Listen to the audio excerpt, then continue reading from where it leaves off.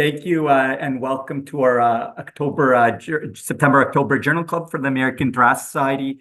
It's a pleasure to be here today, and we're joined to discuss the journal article Development and Implementation of Lung Volume Reduction, a Pulmonary Rehabilitation Tool to Identify Eligibility for Lung Volume Reduction in People with Chronic Obstructive Pulmonary Disease during Pulmonary Rehabilitation, which was published in the Chronic Respiratory Disease Journal in September of 2023.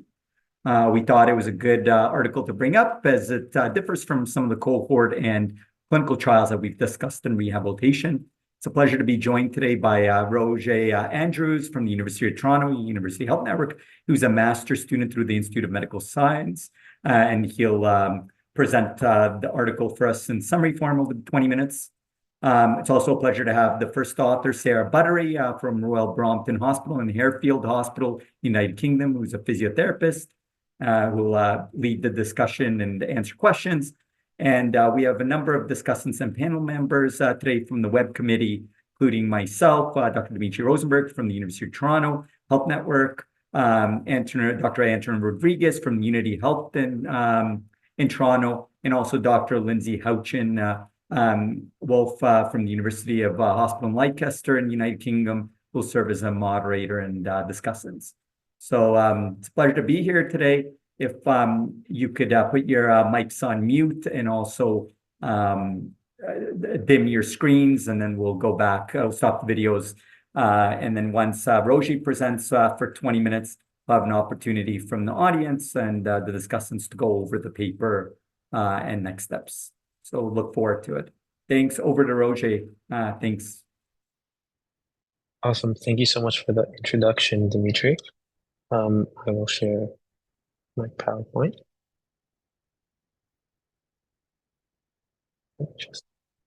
Okay, perfect. So welcome, everyone. Today, I'll be presenting on a study on the development of lung volume reduction pulmonary rehabilitation tool aimed at improving the referral process for COPD patients in pulmonary rehabilitation program. This study, like Dmitry said, is by Sara Buttery and her colleagues. This tool helps clinicians assess whether patients should undergo lung volume reduction interventions. So just for a background, lung volume reduction, or LVR for short, is typically considered for people with severe COPD or emphysema. LVR is a procedure that removes damaged parts of the lung to help the healthier areas have more room to function better. Studies have shown that LVR improves the patient's quality of life and lung function. But unfortunately, there's been no consistent referral process. Patients often struggle to be referred for this procedure, and clinicians lack clarity on who to refer, when to refer them, and how to refer them. So to address this, the UK National Institute for Health and Care Excellence, or NICE for short, introduced a three-step process for LVR eligibility in COPD patients in 2019. This process involves identifying candidates to see if they meet the basic clinical criteria, including airflow obstruction, limited breathlessness, sufficient exercise capacity, and being a non-smoker, as you can see on the screen. If the participant passes this step, they'll move on to a respiratory review to make sure that hyperinflation and emphysema are present. They'll make sure that there are no contraindications, all comorbidities are being treated, and the patient is well informed about their options.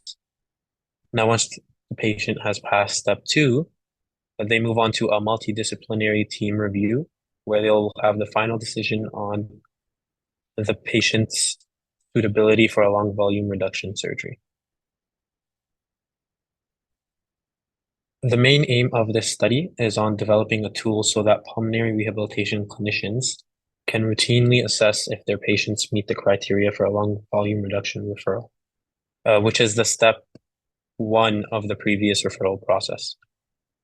Literature shows that after pulmonary rehabilitation, around 5 to 19% of patients continue to experience limited breathlessness, and these patients might be good candidates for lung volume reduction surgery. The study used a mixed methods approach to develop this tool, specifically a modified Delphi method, where experts provide feedback over several rounds to reach a consensus. These rounds included multiple stages of surveys, focus groups, and piloting to ensure that the tool was practical and feasible. The design process involved patients, clinical practitioners, and stakeholders like respiratory physicians, thoracic surgeons, physiotherapists, nurses, and exercise professionals who gave insights based on their experience in managing COPD patients and running pulmonary rehabilitation programs. In step one, an online survey of these clinical stakeholders across the UK was conducted. Clinicians were selected if they had been involved in key lung volume reduction trials or were part of services involved in lung volume reduction surgeries. The survey was designed based on a literature review and existing lung volume reduction guidelines with a focus on clinical stakeholder confidence in identifying LVR candidates, involvement in multidisciplinary teams, and their views on which measures were essential for the decision-making tool. Now, both quantitative and qualitative feedback were analyzed, helping to develop a preliminary outline of the tool, which was then shared with clinicians for further feedback on usability and potential barriers. In step two, two focus groups were held, one with clinical specialists and another with COPD patients. The clinical focus group included pulmonary rehab practitioners responsible for using the tool. Their feedback provided information on how feasible it would be to implement the tool within busy pulmonary rehabilitation programs and highlighted areas that needed improvement. The patient group focused on how to introduce lung volume reduction procedures to patients and how best to educate them using online resources. Resources that were mentioned were some like Asthma and Lung UK groups.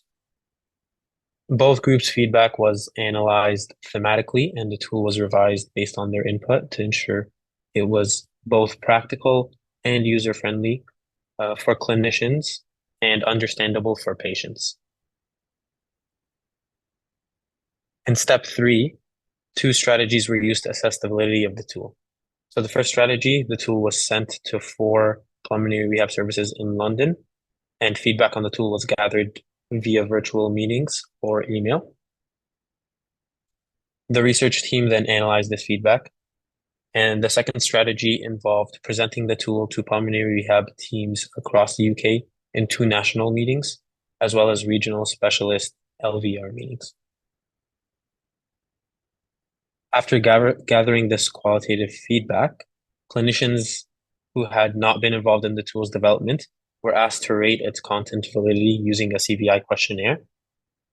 They rated each item on a 4-point scale, where an ICVI score of 0.78 or greater shows agreement that the item is valid for inclusion, and an SCVI of greater than 0.8 suggests that the tool can be deemed valid and all items are relevant for inclusion. Now, I say this because we'll discuss these numbers a little bit more in the results. In step 4, and the final step, the tool was piloted between December 2021 and December 2022 at the 4 hospitals in London. PR program leads at these hospitals were asked to apply the tool to every patient at discharge from pulmonary rehab using the final version of the LVR tool. In this step, no patient data was collected. Instead, feedback was gathered from clinicians on their experiences and opinions about the tool's feasibility. This feedback was then carefully analyzed by the research team and used to refine the tool where necessary. Additionally, educational resources for both clinicians and patients developed from the consultation findings were provided to the pilot sites as well. So moving on to the results. So there was a 92.5% response rate from 40 clinicians, so 37 responded, covering physicians, surgeons, physiotherapists, and nurses. Most were involved directly in pulmonary rehabilitation programs, and the rest were involved in referrals either to the pulmonary rehab program or lung volume reduction referral. Clinicians also showed moderate confidence in identifying LVR candidates, scoring a 6.2 out of 10 on a Likert scale, where 0 was not confident at all and 10 was very confident.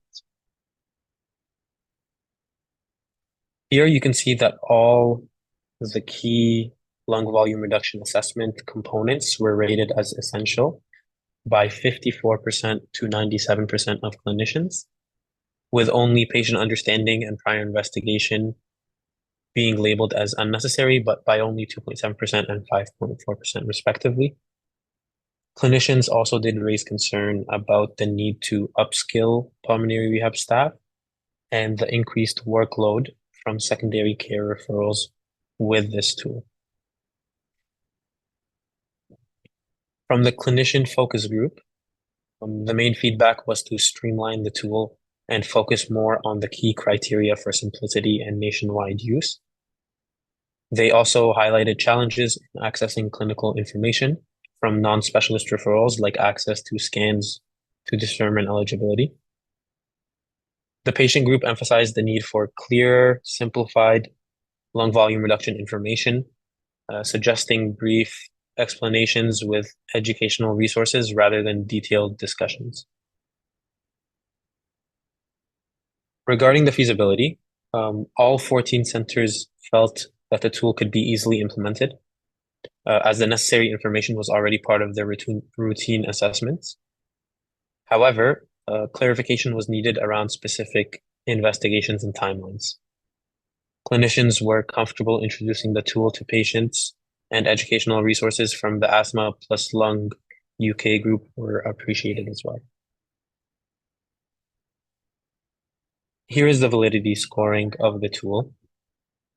So all items in the tool received a CVI of 0.78 or greater, and the tool as a whole received a CVI of 0.95, which showed strong validity as it met all the cutoffs for a high validity score. The tool was piloted over 12 months at 4 London centers, and the feedback was positive, with clinicians finding it simple and feasible to use. Suggestions focused on clarifying certain areas, such as defining comorbidities and the timing of collecting patient-reported data. After incorporating the feedback, the final version of the tool was completed in December 2022. And here is the final tool. I will give everyone a minute just to have a look before we move on to the discussion and conclusion of the study, if you want to take a look for yourself.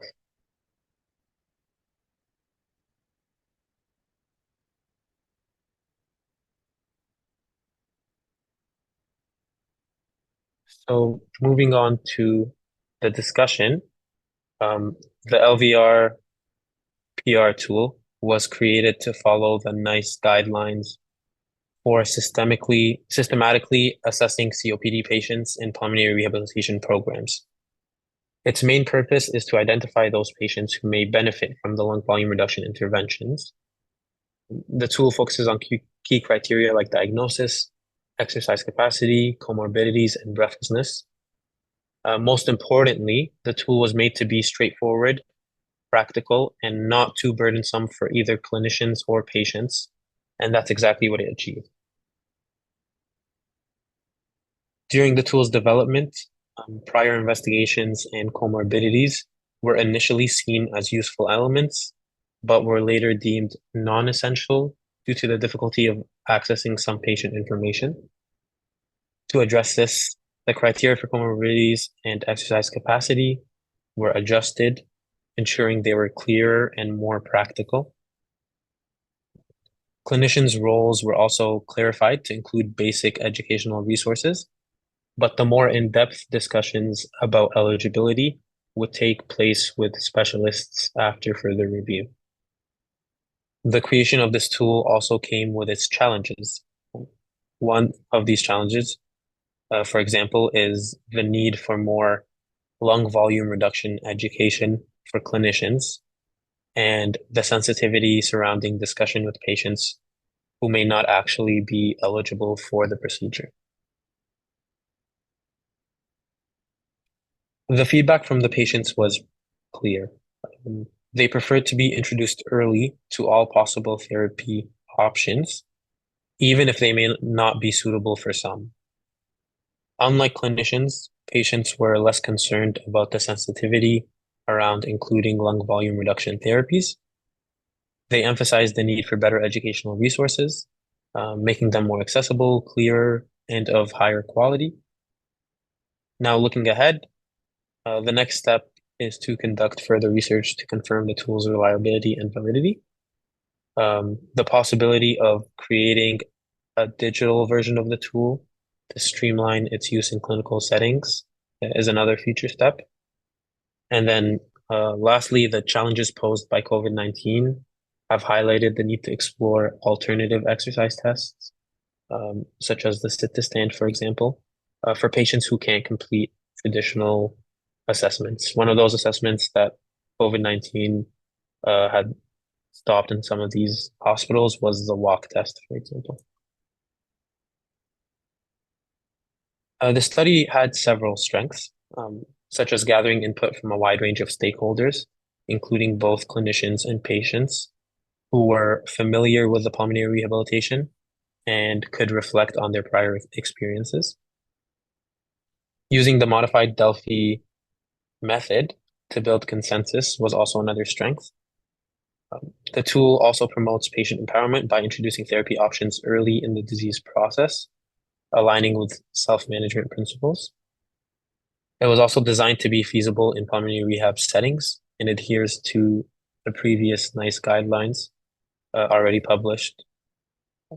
However, there were also some limitations that were mentioned in the study, like sampling being restricted to London-based hospitals, which may affect the generalizability of the results. The lack of anonymity in parts of the Delphi process could have influenced feedback as well. And the COVID-19 pandemic posed challenges for some data collection, particularly around exercise testing in some hospitals. So just to conclude, the LVR-PR tool offers a simple, systemic way to ensure that COPD patients are considered for LVR referral within busy pulmonary rehab services. The tool has been proven to be feasible and valid for implementation, but it's crucial that educational resources are regularly updated to ensure they meet the needs of both clinicians and patients. Ongoing support will be needed to help clinicians feel confident in delivering LVR information, especially in group settings. Thank you for listening to this presentation, and I will hand it back off to Dmitry. Thanks, Rogih, for that great overview and presentation and getting us kicked off in a timely fashion. So why don't we go to the audience, and congratulations to Sara and her team as well on this publication and this longitudinal work that took a number of years, especially during the COVID pandemic. So do we have some questions from the audience?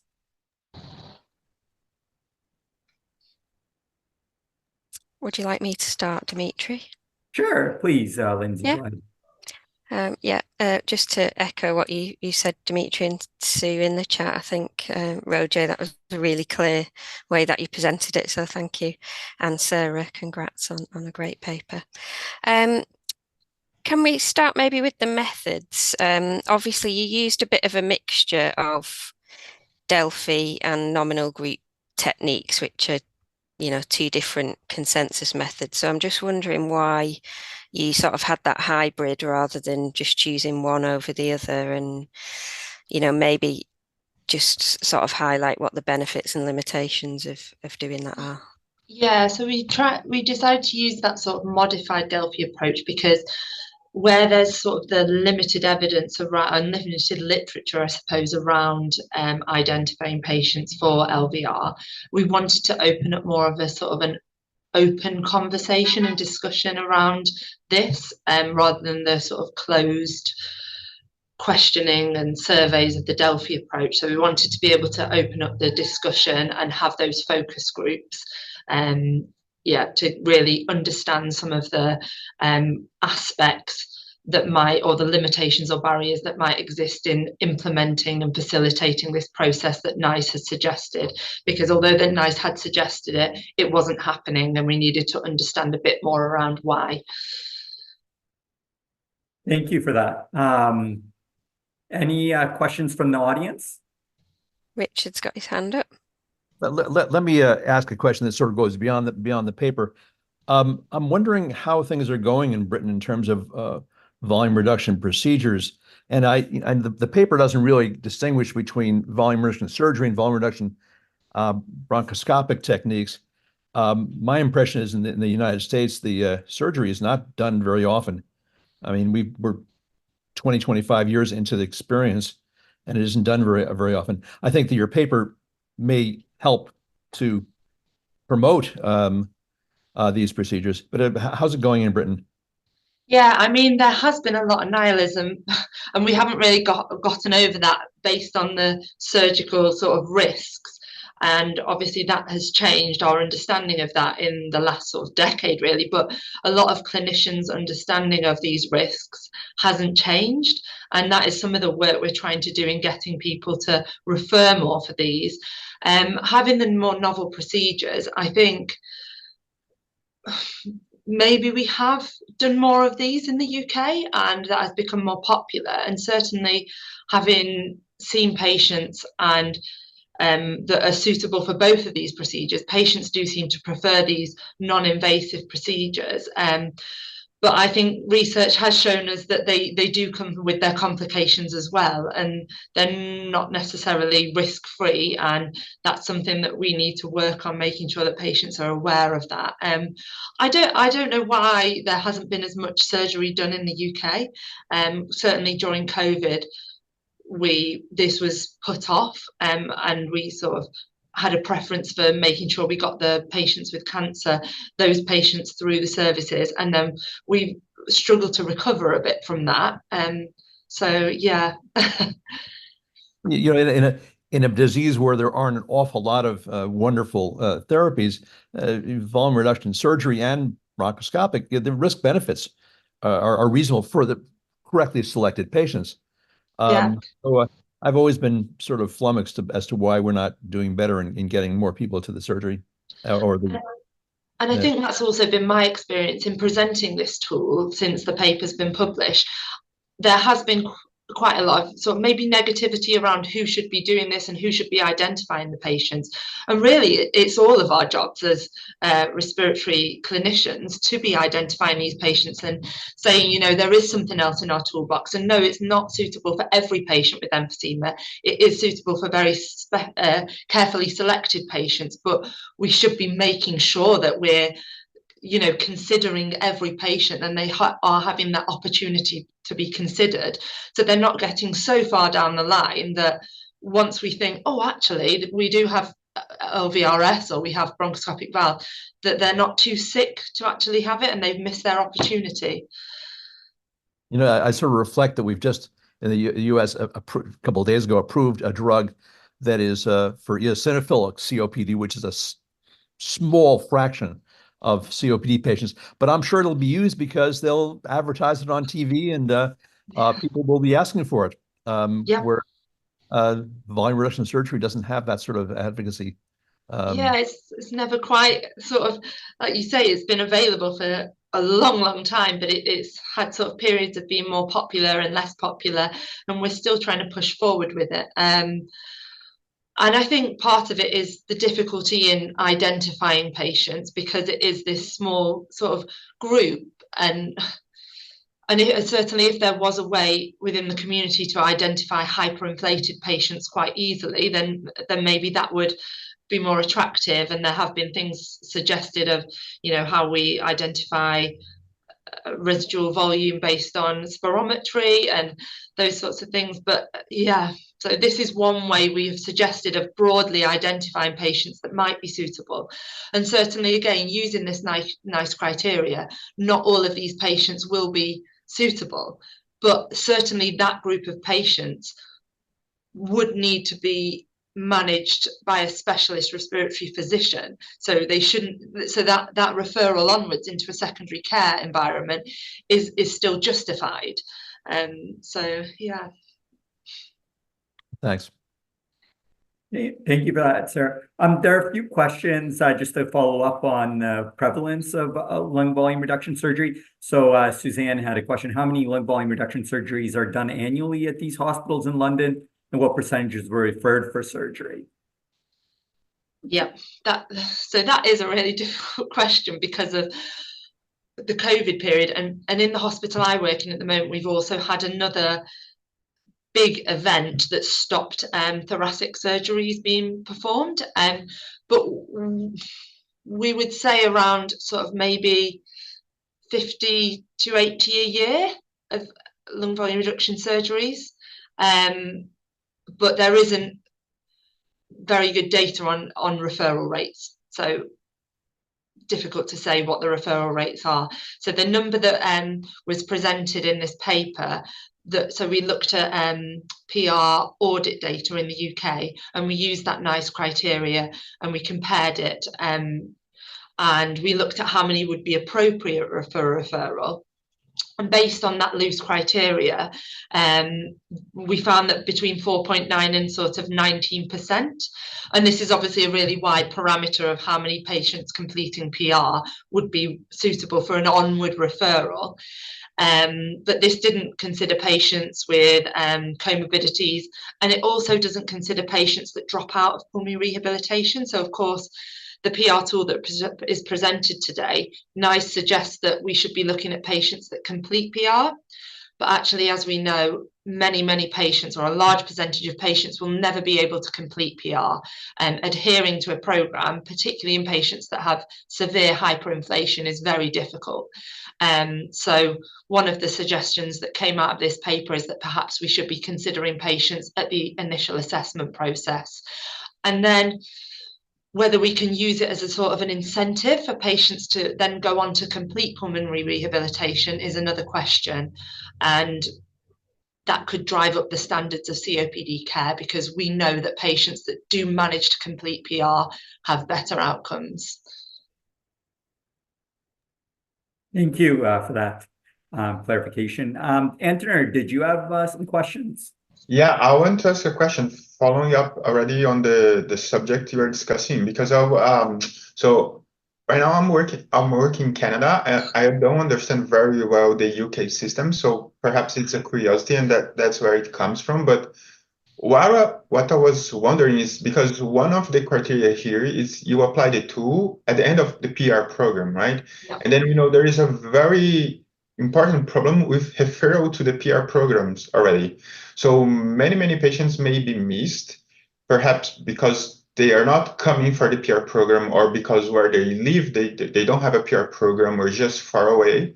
And then how can this tool perhaps help to address that issue? Can this tool perhaps be applied, or you have plans to apply it outside of the PR program, let's say on clinics, on places with low resources, or even at the hospital when these patients come to a hospitalization? Can you do a pre-screening?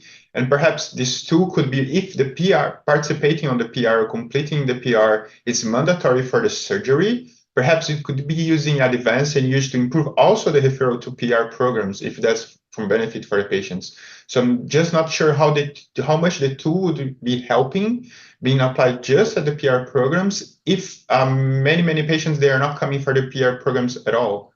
Yeah, completely understand that, and you're right, there is a problem around getting patients to PR, and this is just one suggestion, and the tool could be adapted and used in other environments. It's quite a simple tool to use, and it uses quite simple criteria that should be collected quite routinely for patients with COPD. So yes, it could be used in other environments. The suggestion for it to be used in pulmonary rehabilitation is basically based on the fact that at the end of pulmonary rehabilitation, patients should be optimized. So they should be at their best. They should be medically optimized. They should have had sort of a holistic assessment of whether they have psychological needs, dietetic needs, those sorts of things. But of course, they should also be at their fittest. So if they're getting to the end of PR and they're still complaining of really debilitating breathlessness, then we start thinking, well, what else could we offer? And that's when we should be starting to think about lung volume reduction. And then the other reason for pulmonary rehabilitation is because certainly in the UK, it's represents a really nice systematic way of considering patients. So historically or traditionally, patients, we've relied on primary care, so GPs, to identify patients and refer them on to secondary care for other therapies. And in primary care, general practitioners are general, so they're seeing patients for lots of different reasons, lots of different sort of diseases. So to ask them and put this onto them and ask them to identify patients for this quite niche therapy in one condition is quite a lot to ask them. So it's bringing it back to specialist care, and all of the patients that come through pulmonary rehabilitation, so a vast majority of them will be COPD patients, and they will fit this criteria. So it is a more systematic way of saying we've considered all the patients, rather than trying to identify them within a big pool of patients within primary care. Great, thank you. I see a question from Linzy. Linzy? Yeah, I agree the tool could be adapted to other environments. I think the only tricky one potentially is the exercise test that, is probably more specific to, say, pulmonary rehab or home oxygen assessment. So I was interested, one, on the cutoff points that you used. Does that come from the literature, or did that come out of the consensus events? And could you see an alternative if someone hadn't been able to do exercise tests? Yeah, so the 140 meters was suggested by NICE, and I think that comes from the NET trial, and how they recruited patients for that trial and what they found from it, nothing more than that. So I think, again, exercise capacity for these procedures could probably be reviewed, so that's a future piece of work. But they only suggested a criteria for the 6-minute walk test, and actually when we looked at the PR audit data in the UK, more centres in the UK used an incremental shuttle walk test.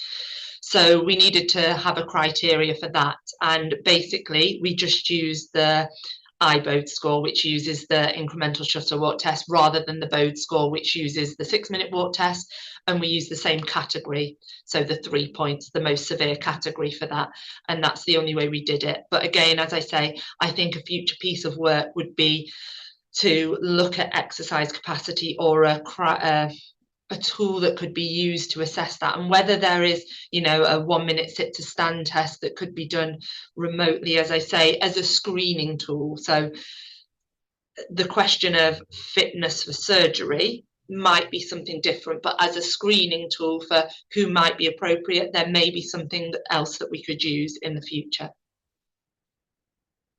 Yeah, and I think within that, frailty is probably something important that we could use. There's probably a question around frailty and BMI. We know BMI is important within lung volume reduction surgery, particularly. That's been used as an indicator for risk, so whether that's brought into a measure that we use. And I wondered, had you kept the comorbidity section in, it might have picked up on those two things. I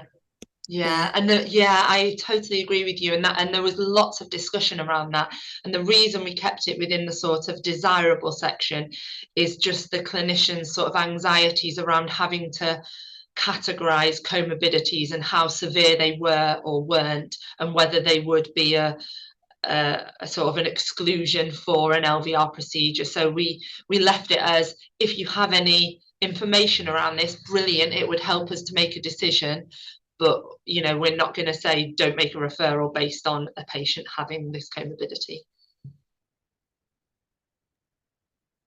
Thanks for that. I had a question.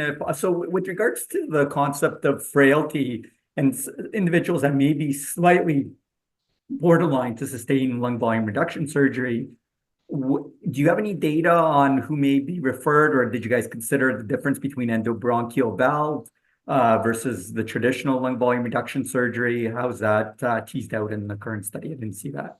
Yeah, and we didn't really look at that, no. But as I said, frailty, so BMI has been looked at, if we can use that as sort of a measure of frailty, sort of. And there is a composite measure that exists called the Glenfield BFG score that incorporates BMI with FEV1 and gas transfer, to sort of categorize patients' risk for having these procedures. There hasn't been the same study in endobronchial valves, so there isn't that. And perhaps there is a thought around whether frailer patients may withstand the less invasive procedures, so the bronchoscopic procedures, better than the surgery. I'm not sure that's particularly been proved in the literature. And anecdotally, you know, patients that have endobronchial valves, there is this real risk of pneumothorax. So they do need to be so robust enough to undergo and potentially have a pneumothorax, because that is a very real complication of these endobronchial valves. It's not something that happens just in a handful of patients. It happens, you know, it could be considered sort of a routine complication almost. So patients do still need to be robust to undergo these less invasive procedures. So yeah, although that's not something we particularly looked at, that again is something that, as I say, it would be good to look at frailty and use this maybe as a screening tool. But again, it's something that maybe can be addressed as well. So it might not be something that we completely exclude patients, because, for example, if a patient's BMI was low, it may be that we're able to work on their nutritional status and build them up for a procedure. It's a good point. I mean, the reason I mention that is based, you guys can hear, based on the original Met trial in the early 2000s, there was a secondary analysis follow-up by Kennedy et al. And from the Mayo Group, where they took individuals that were a year out after the lung volume reduction surgery and had a phenotypic characterization of frailty. And they had actually showed that they had worse quality of life, more frequent hospitalizations, didn't reach that signal for survival. So frailty, at least in the post-operative period, even after stabilization a year out, is quite important in the lung volume reduction literature.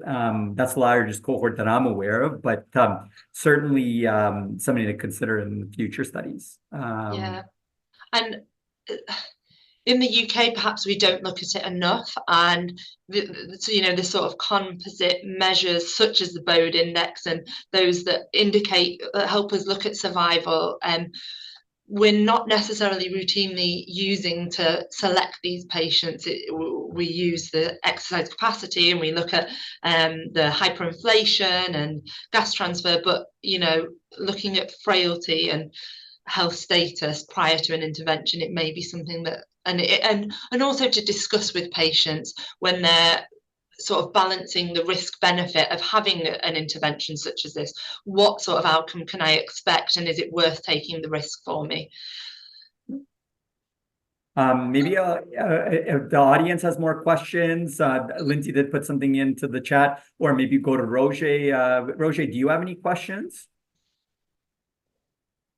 that came up?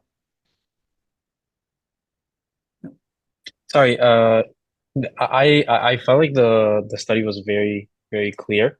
I don't have any questions right now for you. Sure. But it was a great study. I read it over quite a few times. Thank you for your presentation. No problem. So Lindsay's question to the audience, wondering what others in the audience do in their centers in terms of pre and post lung volume reduction rehab. Should it be mandatory? Yeah, it's a good question. There's some sort of emerging evidence at the moment around sort of the role of pulmonary rehabilitation prior to lung volume reduction, and the sort of feeling around this is that it makes no difference whether they have it pre, but those studies, they have some difficulties with them, some limitations to them, and I'm sure all of us in this call appreciate the benefit of pulmonary rehabilitation in the management of COPD. So I think pulmonary rehabilitation prior to an LVR intervention is really important for optimizing a patient, because we do know that patients generally that undergo an intervention do better if they exercise prior to it. In the UK, we use pulmonary rehabilitation as a bit of a prerequisite for having an intervention. And I certainly think that there is more work needed to be done around whether this is needed. Do we have to have pulmonary rehabilitation in the 12 months leading up to a procedure? Because where there's limitations or restrictions in getting pulmonary rehabilitation, in accessing those programs, should we be denying patients a treatment? And there's also the questions around patients that, you know, are still working. Should we be taking patients out of work to complete pulmonary rehabilitation, so just so that they can have a procedure? So there should be, I think there should be some sort of lenience around that, certainly. And again, there aren't really many studies around post pulmonary rehabilitation, post intervention. So we don't know lots around this. And certainly in the UK, I don't think it's standardised that every patient that will undergo a procedure will go straight in and have pulmonary rehabilitation. But again, I think it's important to optimise outcomes from these very expensive procedures, that we're getting the best out of them, because what we do know is that patients that improve exercise capacity, so we know patients that have these procedures have an improved exercise capacity generally, but we know that exercise capacity doesn't necessarily translate into physical activity and what patients do in their daily life. And that's something that hopefully pulmonary rehabilitation can help with, so that patients that do have this improvement in lung function then go on to sort of realise that and use that in their everyday life and get the best out of their procedure. And also, I suppose, improvement in patients that don't have a benefit from a lung volume reduction procedure, because not every patient will. And then I suppose the patients that don't see a benefit, the options are sort of COPD management and palliative care and sort of exercise and breathlessness management. And those are the things that pulmonary rehabilitation are very good at doing. And so important from that point of view. The other thing I'd like to mention is also within the continuum of management in the COPD population, certainly very different across centers. But for instance, at our center, we use lung volume reduction surgery to buy some additional time from a lung transplant standpoint. So I don't know if a lot of UK centers do that, but maybe certain centers across North America, that's also a consideration as well, where you may be able to buy some quality of life and exercise endurance and symptom for a number of years before going on to transplantation, if that's the management plan. Yeah, that's a really good question. And I think the first thing you said was really sort of insightful. There's so many differences, even across the UK, but obviously internationally as well. There are so many different practices. And we do use it, but to sort of buy time and bridge the gap between transplant. But I don't think we use it perhaps well enough there. And I think that may come from the fact that we get to patients too late. So it's too late to do that. So it's either a lung volume reduction procedure, or we need to be referring you on. We really do identify patients too late for these procedures. So that's something that perhaps we can do better. And also, I have a sort of a curiosity around, as well as the exercise criteria sort of threshold, the lower threshold, the upper threshold.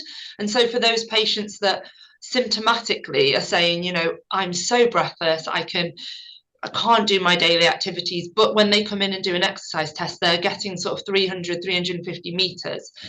It's that group of patients. Should we be performing a procedure for those patients, and a bronchoscopic procedure, for example? Because we know that in the NET trial, those that had a lower exercise capacity did better with a surgery. But actually, could we see benefit though for those patients that are still working, for example, but are really struggling to keep on working? So they have got a higher exercise capacity, but they're struggling to stay at that level. So should we be getting to patients a bit earlier with these procedures? I'll go over to Omid. Omid has his hand up. Hi, thank you. Yeah, I just wanted to thank you for the opportunity, and I wanted to echo a few of the points. That was a great conversation.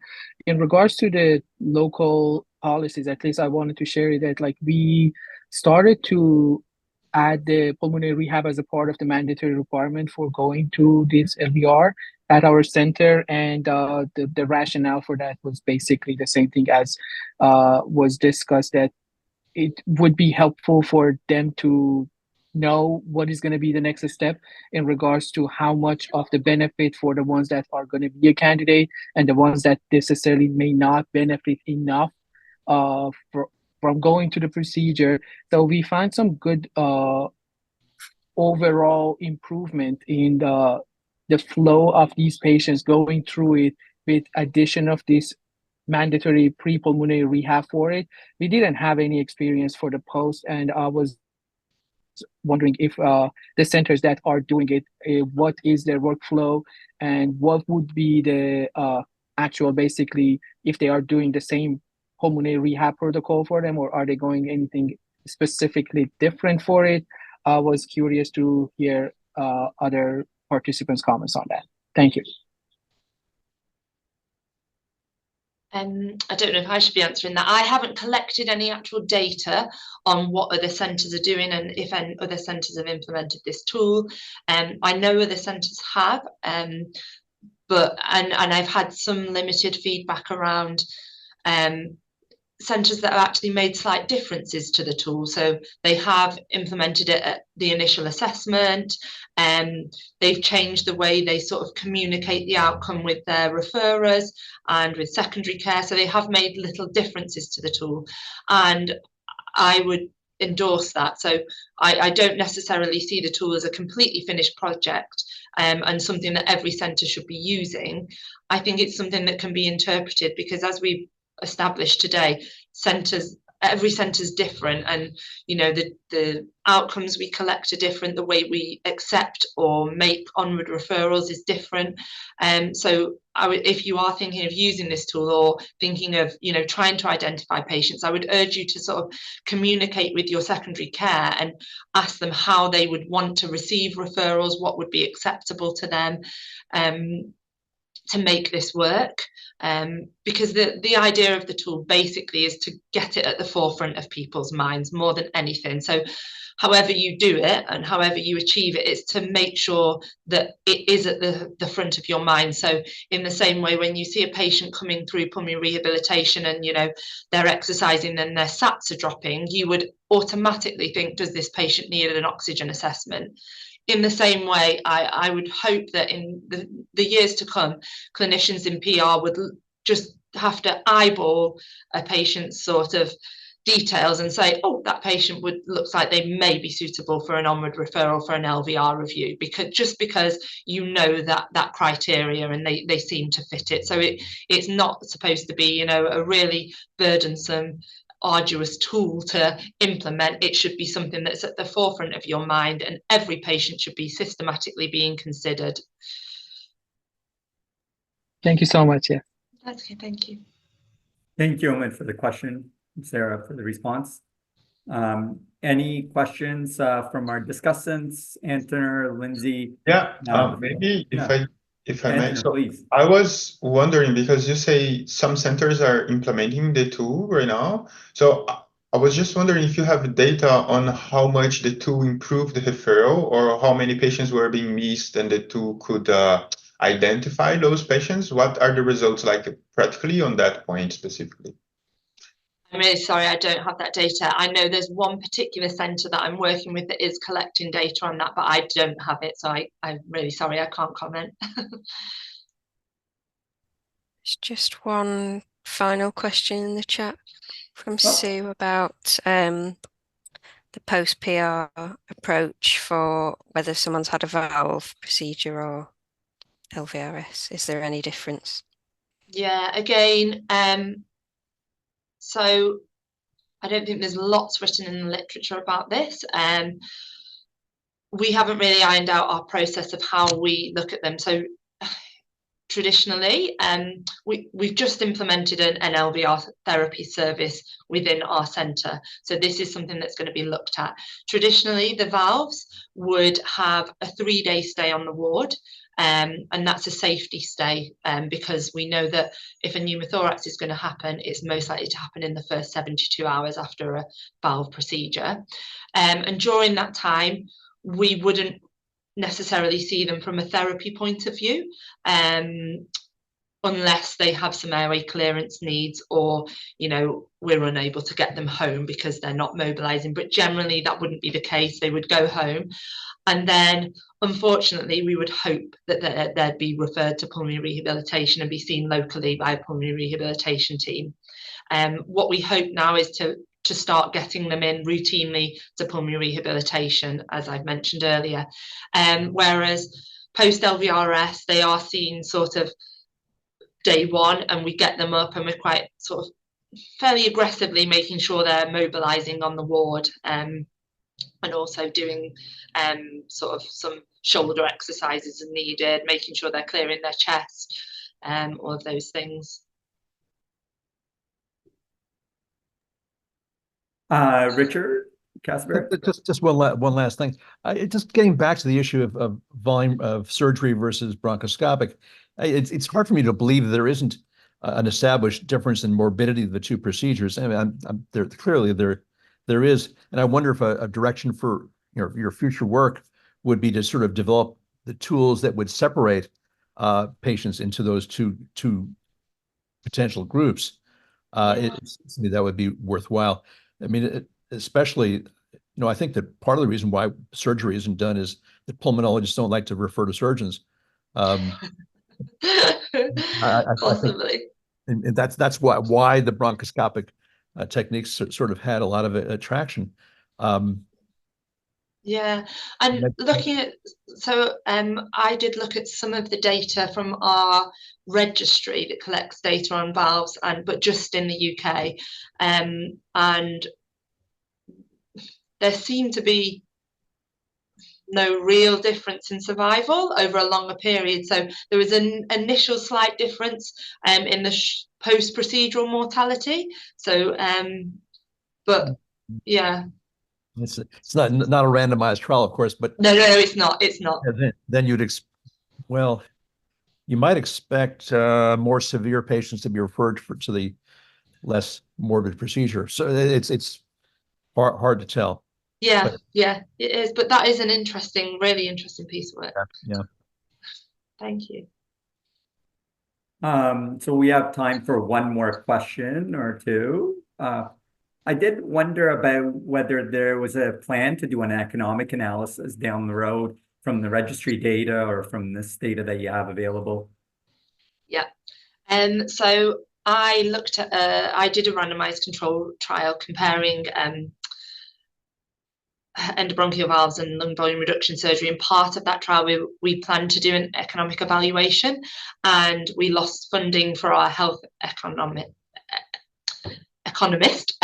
during that time, so we didn't actually complete it.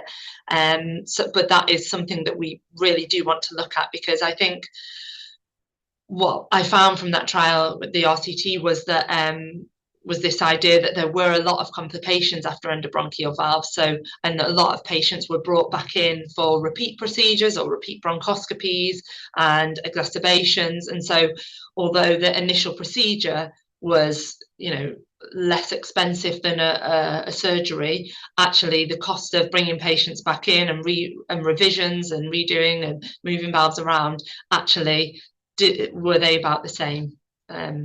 Yeah. Thanks for sharing.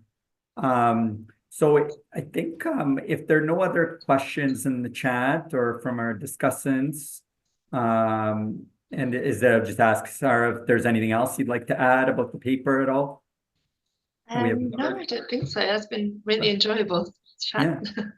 Yeah. Well, I'd like to thank Rogih, who gave an excellent presentation, and Sara, congratulations to you and your team for this excellent work on lung volume reduction surgery, and look forward to some of the publications down the road, and also all of our PR members who have attended the Journal Club. And so as a reminder, this will be posted online and video recorded, and we look forward to our next Journal Club towards the latter part of October. And thanks. Have a good day, everyone, and take care. Bye.